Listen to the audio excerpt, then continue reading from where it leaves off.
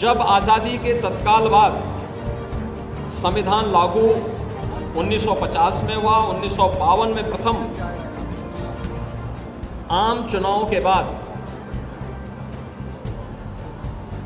देश के संविधान में धारा 370 को डाल करके राष्ट्रीय एकता को चुनौती देने का काम तत्कालीन सरकार ने किया था। कश्मीर में परमिट सिस्टम लागू किया गया और देश की सुरक्षा के साथ राष्ट्रीय एकता और अखंडता को स्वयं सरकार में बैठे हुए लोग ही चुनौती देने लग गए थे। तब एक देश में एक प्रधान, एक विधान और एक निशान का उद्घोष करते हुए डॉक्टर श्यामा प्रसाद मुखर्जी जी ने कश्मीर में प्रवेश किया था। उनको गिरफ्तार कर दिया गया। हिरासत में ही 23 जून 1953 को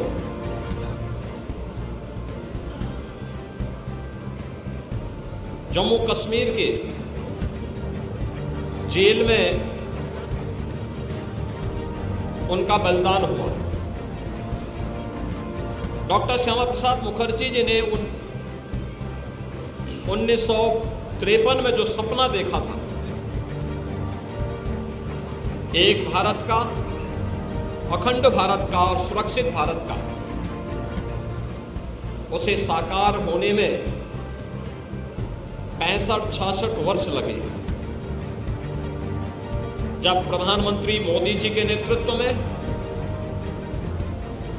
5 अगस्त 2019 को कश्मीर में धारा 370 समाप्त हुई और आज जम्मू कश्मीर लोकतांत्रिक मूल्यों और आदर्शों के साथ भारत के संविधान की भावनाओं के अनुरूप एक भारत श्रेष्ठ भारत की इन परिकल्पनाओं को साकार कर रहा है। कश्मीर में धारा 370 का हटना डॉक्टर श्यामा प्रसाद मुखर्जी जी के प्रति प्रधानमंत्री मोदी जी की और भारतीय जनता पार्टी नेतृत्व की सरकार की एक कृतज्ञता है। भारत माता के ऐसे महान सपूत को, जिन्होंने एक प्रखर शिक्षाविद के रूप में, महान स्वतंत्रता संग्राम सेनानी के रूप में, एक विजनरी राजनीतिक नेतृत्व के रूप में देश को अपने मूल्य सेवाओं से लाभान्वित किया था, उनकी इस पावन पुण्यतिथि के अवसर पर मैं उत्तर प्रदेश सरकार की ओर से, उत्तर प्रदेश की जनता जनार्दन की ओर से उनके स्मृतियों को नमन करते हुए विनम्र श्रद्धांजलि अर्पित करता हूं। मैं मध्य क्षेत्रीय परिषद की बैठक के दौरान गाजीपुर जनपद के भ्रमण का अवसर प्राप्त हुआ। देश की भौगोलिक और ऐतिहासिक पृष्ठभूमि से जुड़ा हुआ जनपद अत्यंत महत्वपूर्ण जनपद है। रामायण काल से और उससे भी प्राचीन जनपद का इतिहास है। बीच के कालखंड में इस जनपद को अपनी पहचान के संकट से गुजरना पड़ा था और आज मुझे प्रसन्नता है कि पूर्वांचल एक्सप्रेसवे हो या फिर महर्षि विश्वामित्र मेडिकल कॉलेज, आज इस जनपद की पहचान बन गए हैं। अभी हमने यहाँ पे मेडिकल कॉलेज में ही नर्सिंग कॉलेज जो निर्माणाधीन है, नर्सिंग कॉलेज के निर्माणाधीन नर्सिंग कॉलेज का निरीक्षण भी मैंने किया है और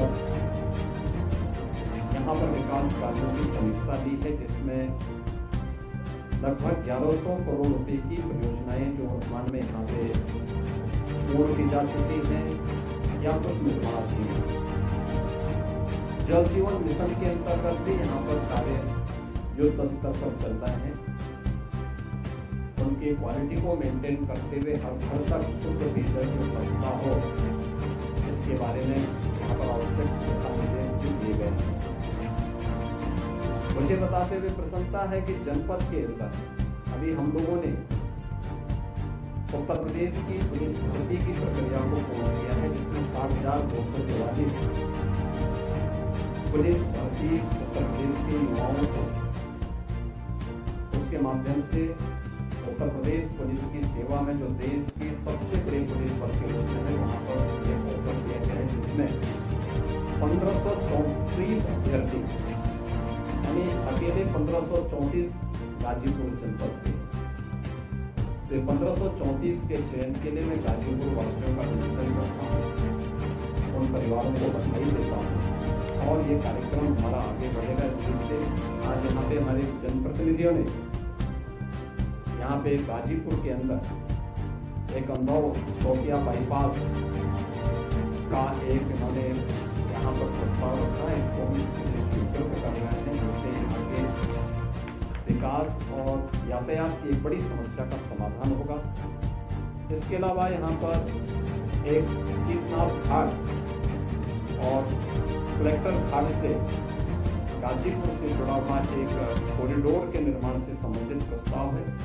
हम इसको भी यहाँ पर इसका DPR मंगवा रहे हैं, इस पर हम आगे कार्रवाई कराएंगे। विकास की सिलसिला हमारा चलता रहेगा। मुझे प्रसन्नता है, जनपद अच्छी दिशा में आगे बढ़ रहा है। राजस्व वादों का निस्तारण मेरिट के आधार पर तेजी के साथ हुआ है। माफिया मुक्त जनपद बना है और विकास की प्रक्रिया के साथ अब गाजीपुर आधुनिक इंफ्रास्ट्रक्चर का लाभ प्राप्त कर रहा है, जिसमें पूर्वांचल एक्सप्रेसवे को शक्तिनगर तक, गंगा एक्सप्रेसवे को मिर्जापुर, भदोही, वाराणसी, चंदौली होते हुए गाजीपुर में पूर्वांचल एक्सप्रेसवे तक मिलाने की कार्रवाई हमारी आगे बढ़ने जा रही है। मुझे पूरा विश्वास है कि आधुनिक इंफ्रास्ट्रक्चर जनपद गाजीपुर को भी एक नई पहचान दिलाएगा। आज मुझे इस जनपद में आने का अवसर प्राप्त हुआ है और विश्वास करता हूँ कि बहुत से यहाँ की परियोजनाओं के लोकार्पण और नई परियोजनाओं के शिलान्यास के लिए फिर से हम लोग यहाँ पर गाजीपुर की जनता जनार्दन को उसका उपहार